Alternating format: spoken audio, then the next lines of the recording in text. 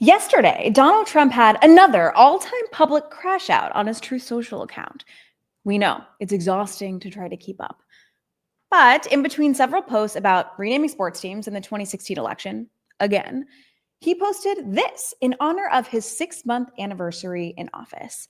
Now, here at the Daily Blueprint, we like to spend our time talking about issues that actually matter to the American people. But today, in light of Trump's claims about the good and great things being done, we're going to break down how the first 6 months of Trump's presidency have been nothing but empty pledges, broken promises, and failed leadership for the American people. I'm Hannah Moldavan, Deputy Communications Director for the Democrats, and your host for today. It's Monday, July 21st, 2025, and this is the Democrats' Daily Blueprint.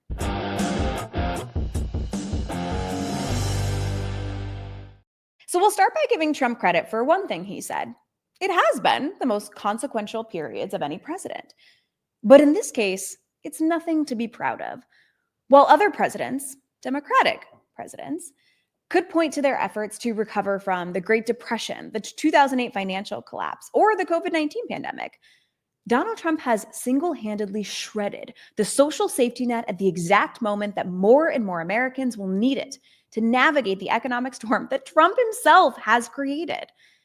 His budget bill, the one he signed on July 4th, surrounded by smiling Republican rubber stamps, look at them there, is going to kick more than 17 million Americans off their health care.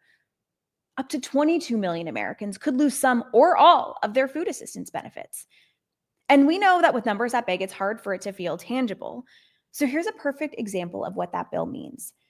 While billionaires will be able to write off their brand new private jets as fully tax deductible, that is true, by the way.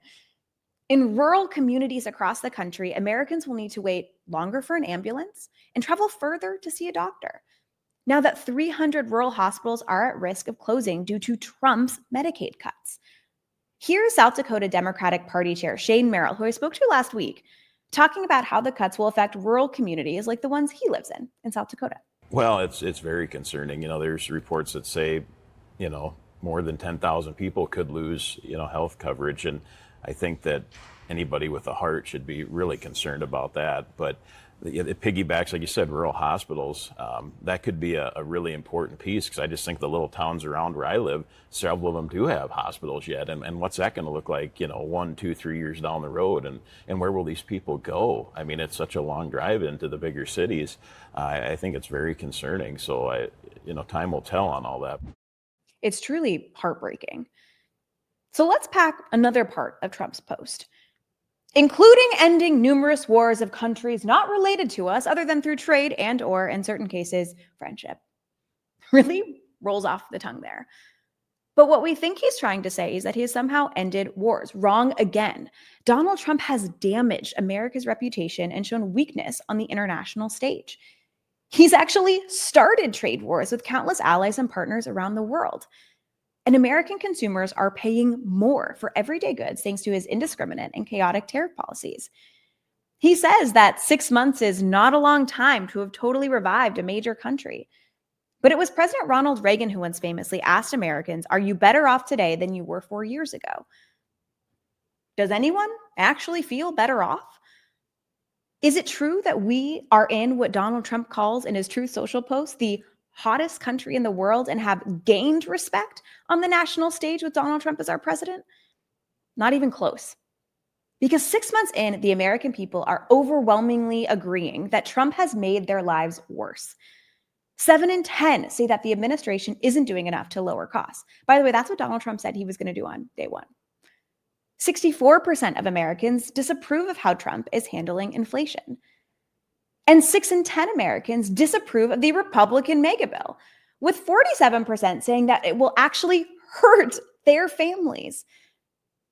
Trump is unpopular. He's failed miserably and is projecting outward as he tries to spin the last 6 months of chaos and confusion. But there's hope amidst all of this. While Trump and Republicans continue to divide our country, destroy our trading relationships, and detonate our economy, it's Democrats who are stepping up and fighting back. Over the past 6 months, we've held 138 successful town halls in 50 states, focusing on areas where Republicans have refused to face their constituents. And in 35 key races that have taken place since Trump was sworn in, Democrats have won or overperformed in all but one. There's clear momentum for an alternative to Trump's failing agenda. And no matter how much he decides to post unhinged rants on Truth Social, Democrats will continue to hold Trump's feet to the fire. And one of the ways that we're not letting up is through Organizing Summer, a new initiative to build out our infrastructure year-round, not just right before an election. Go to democrats.org/takeaction to learn more about a training or community event near you. Thank you for joining us today for this episode of the Daily Blueprint. We'll be here right with you every day during the week at 10 a.m. Eastern on the DNC's YouTube page. Until tomorrow.